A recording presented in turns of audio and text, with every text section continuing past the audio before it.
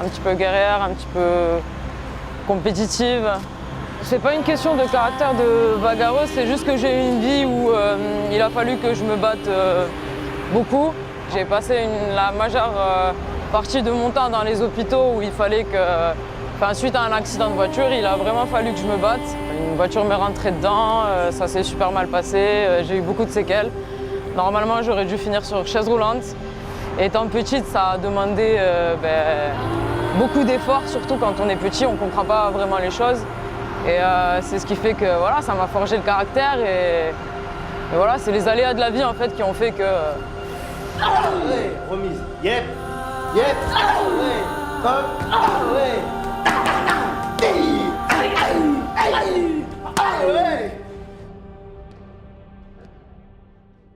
Ouais, je viens de finir le training. Ça te dit qu'on aille manger au resto là au Lanjang? Ouais, dans le 3e. Ce qui me plaît là-dedans, c'est qu'il faut que je sois plus intelligente que mon adversaire. Il y a des techniques à mettre en place, la toucher, sans que je me fasse toucher. Et c'est vraiment ce côté subtil qui me plaît dans la boxe.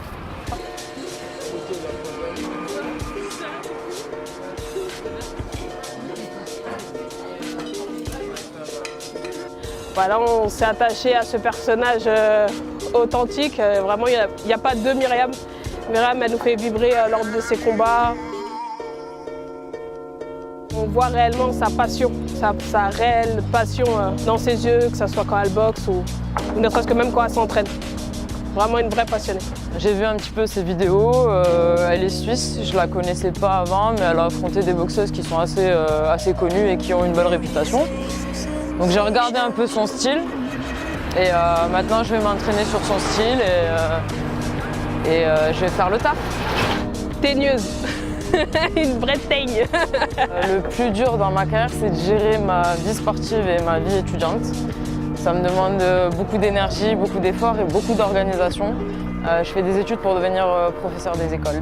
C'est vraiment pour avoir un bagage à la fin de ma carrière, c'est-à-dire que quand je vais avoir mon diplôme, je vais m'arrêter pendant 5-6 ans, je ne vais pas travailler à côté, je vais vraiment me consacrer qu'à la boxe.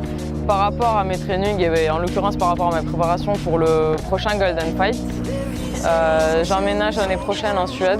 Donc c'est un club où je suis allée à plusieurs reprises, 5 ou 6 fois, qui s'appelle All Star Gym, qui ont déjà plein de combattants UFC, plein de champions. Et je vais aller là-bas, histoire de peaufiner le tout justement, parce que vu comme on en a parlé précédemment, j'ai vraiment envie de exceller dans ce sport.